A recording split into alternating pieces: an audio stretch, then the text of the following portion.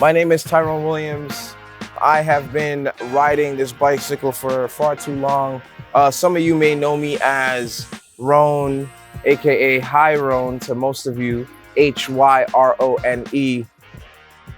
Human being from this planet. I was born in Jamaica, West Indies. I came to this country when I was 3 years old. I grew up in Brooklyn, New York, Flatbush to be specific. I found, these BMX bikes when I was like, maybe 13, 14 years old. I started riding them and doing tricks on them and like learning the ins and outs of like controlling the bike, and as well as learning the ins and outs of how to mechanically fix the bike. Cause that was one thing I was really intrigued with, was fixing the bicycle. For me, I was one of these kids that would get things, like my mom would get me like a toy car or something, and then like the first thing I would do is just take it apart right away. Take it apart and then like figure out how to put it back together. I just wanted to see how it worked. Like, well, how does this thing work? What did it do? So that's where my like mechanically inclined brain came from, I would like to say, when I think back about it, of just knowing the ins and outs of the bicycle. So, I started riding about 13, 14 years old. I started working in a bike shop. I just been in this bike scene since, like 95, like 96, 95, something like that.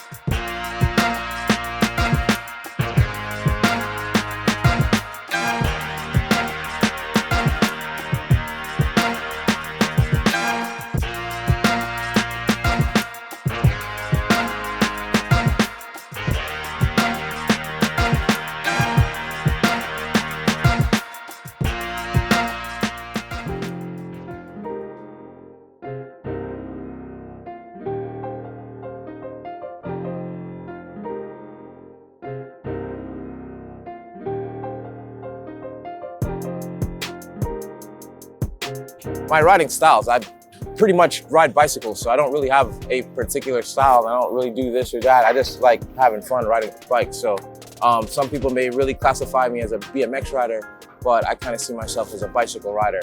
You may look at my Instagram and you'll see a bunch of rando behavior on electric bikes, this bike, my track bike. I'm riding dirt bikes, so I'm gonna bring some more fun stuff to you with that soon. So I'm taking my time learning that. But yeah, I'll park my car and then I have my bike in my car and I ride the bike from the car to the house, or the house to like the car to the shop or wherever. But like, I'll go to the skate park probably like maybe 1 or 2 times a week just to like get something out, because I'm so busy doing all these different things. But like sometimes you get into a flow of doing, you're like, oh, I gotta ride today, like. And then you ride every day and you wake up in the morning and you're like, all right, you know what? Let me go ride for a little bit. And then you might get burnt out and then you don't ride at all for weeks on end. So yeah, I mean, my average of riding the bike now versus how I used to is probably like, I don't know, 2 or 3 times a week, if that. But if I'm filming, I'll probably like ride a little bit more, or start to like prepare my body and my mind into the tricks that I want to be confident with doing if I'm going to go out and try something that I'm filming, like, for a video part or whatever. So when that comes into play, I don't even know how many times I ride to prepare for doing something, but I try to just keep it natural without like going too hard or thinking too much about it. Just like, if I'm gonna try a trick and I know that I'm capable of doing and I have the ability to do and I know how to do the trick, and a lot of different circumstances come up that kind of make the trick a little bit harder to do or easier or whatever it may be, but just trying to make it as safe as possible is just trying to be on that repetition of whatever it is you want to do, and then like go out and just do it.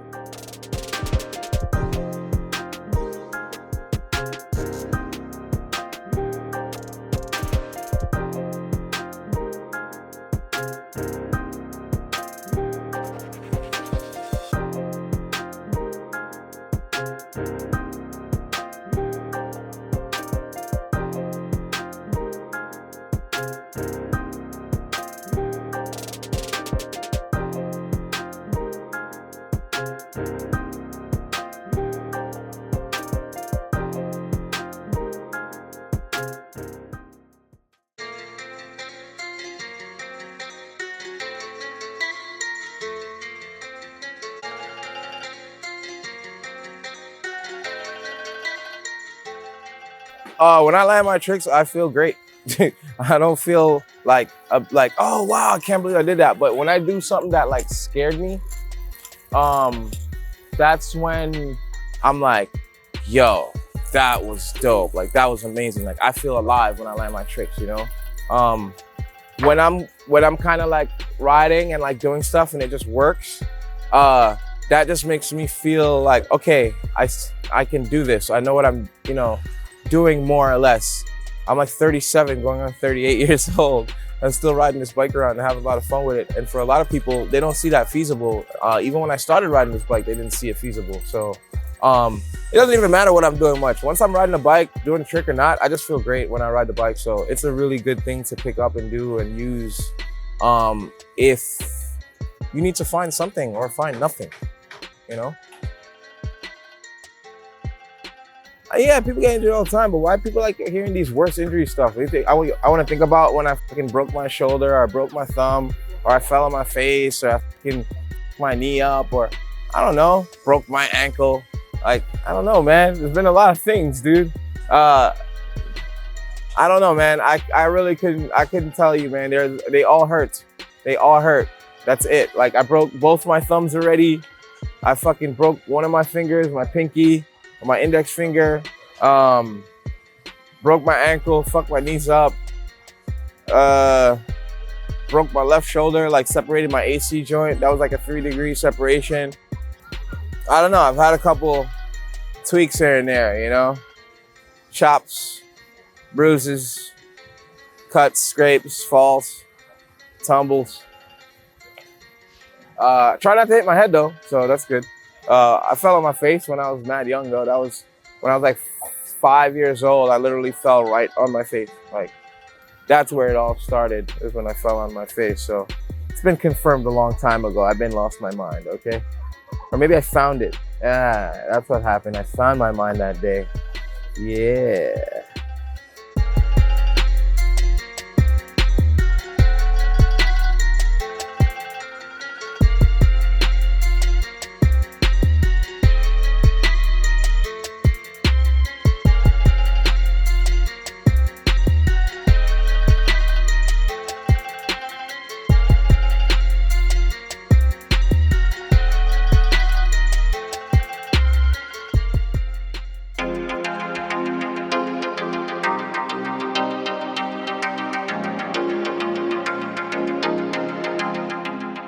My buddy Malvo the mechanic, he's my car mechanic.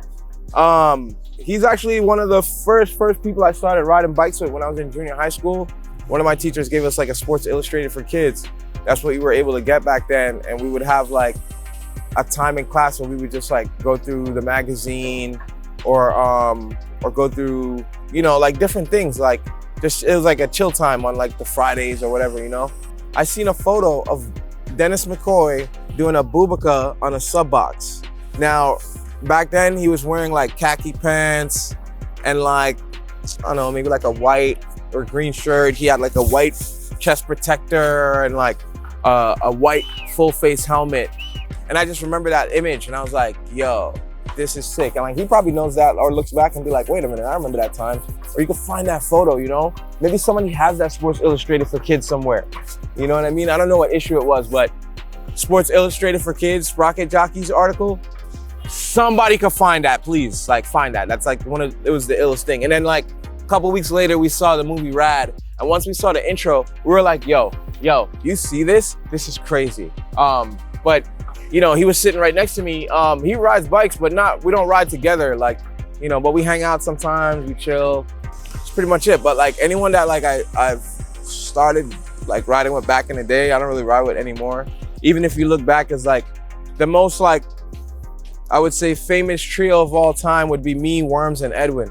And that's pretty much from there. That was like, you know, growing up in my neighborhood and meeting different kids that rode, we used to go to these like Sunday rides. It was like an Easter Sunday ride. It used to start every Easter on Sunday, 12, they would start meeting up. I think they would leave around like 2:30, like 2 o'clock or something. I don't even remember, I forget right now. I probably have to ask Edwin, like, yo, what time we used to leave? Cause it was probably like 3 o'clock is when people headed out from the spot, but you would meet up there, start from like 12:30, 2 o'clock, 1 o'clock, people is out there pulling up. And we used to go on these rides. And on one of the rides, I think I ran into Edwin, and I must have met Worms. I met Worms prior to one of those Sunday rides, because when those Sunday rides started every Easter, it was every Sunday following until it got too brick to like come out and ride. So if it got too cold, people wasn't coming outside to ride. But we would go to like Coney Island, the Bronx, Queens, everywhere with just packs of people and groups. You ask anybody from them times from like 95, 96 about them Easter rides, they gonna tell you some stories, man. Stories.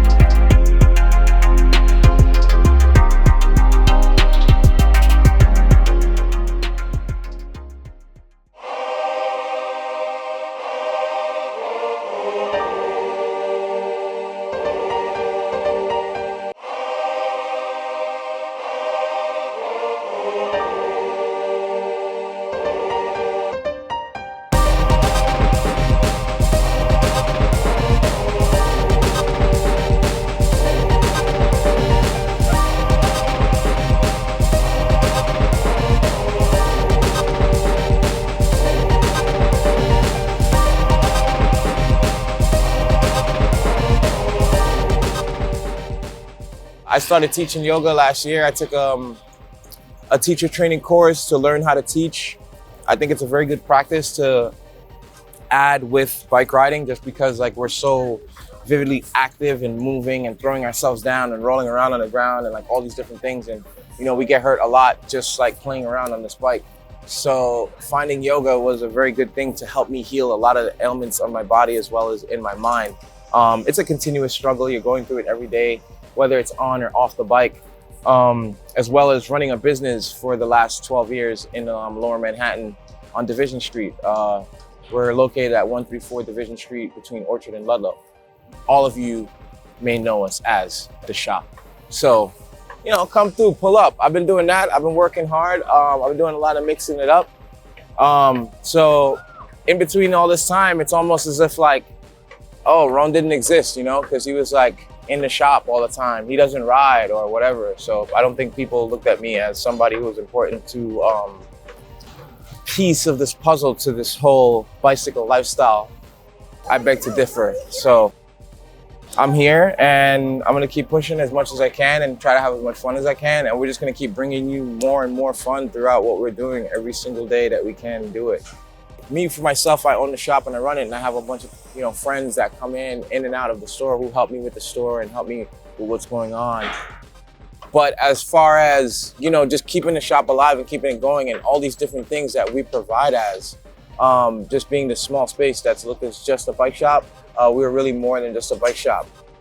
A lot has gone down in the shop space, so you know, I'm really trying to keep it alive and keep it going. That's why we have a GoFundMe set up that you can go to at theshop.com. And you can find the video that Gary made, that we made and we put up there for it.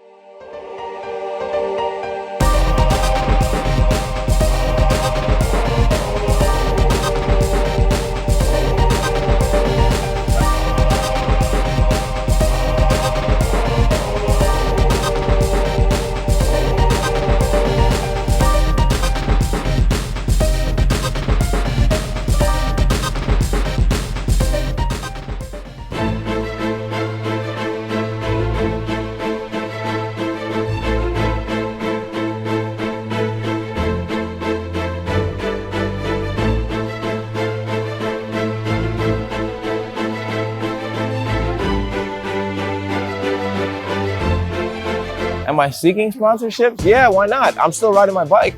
So, you know, if anybody wants to support me for what I'm doing, that would be great, you know? I don't really have a representative for me to be out there and say like, hey, you know, this is what I'm doing. This is why you should pay me to represent your brand or to fund me to do these video projects or to work with these other riders or other individuals. I mean, I would hope that just through my work, people would see that and they would be like, yo, we want to work with this person, rather than like, you know, calling or banging on everybody's door and be like, yo, hook me up, hook me up, hook me up. But you know, I guess like there's a lot of like different directions you can go about it. So my words of encouragement for the new riders is just keep doing what you're doing, man. You got plenty of time. You'll figure it out. Don't let somebody discourage you just because like they're doing a different version of what you're doing. Like we're all, you know, doing it the same, different, similar, getting inspired from others, taking old tricks, making them new. So whatever, man, like, you know, a lot of it is original, a lot of it's not, but it doesn't matter. It's freestyle. You're free to do your own style. Ride the bike, have fun. You know, I like to say, have fun, ride bikes, because that was a video that I made a long time ago when we had a brand called Prototype. So, you know, to the younger generation, to any future generation, older generation, current generation, have fun, ride bikes. That's it. I feel happy, man. I feel happy to be able to ride my bike when I get to be able to do it, and the chances I get to be able to, and the time that I sometimes give myself to be able to do it. So I'm always happy riding my bike, man. It's a good feeling. It's a really great place to be. I'm happy I found it at such a young age, and it's able to carry me to so many different places, you know, around the globe, you know, much less around the neighborhood. So yeah, I feel great, man. A bike is a good thing, you know. No matter like how old I get, I'll always have a bike of some kind. You know, we get older, we're probably not always gonna ride BMX and always be able to throw ourselves up and down. You still get a lot of joys riding different bikes. It's just kind of being, you know, kind of cool being able to jump on these things and do what you can do, or even find what you can find just through doing it. You get a lot of release, you know. It's like kind of like a meditative thing. Sometimes you may be going through like a really stressful situation, and just going out and riding your bike is gonna make you feel better. And you won't even think about it. You won't even realize it. Like you kind of like stop thinking about whatever it was that was stressing you out, and you're like, damn, how do I learn this trick, man? I want to figure it out. And it's just you and the bike, and that's it. Now you're back into your world. You know, you're like, you've come out of like all of this stress around you and come back into one with you and the machine. Shout out to all of you. You know who you are. All you people out there, all you people who support me, all you people who are watching right now. You, the cameraman behind the lens, putting this whole project together. You, the people who have been supporting the shop since day one, ins and outs, ups and downs, lefts and rights, all of that. That's what I shout out, you. Without all of you, I wouldn't be able to be here doing this, doing what I do. So thank all of you.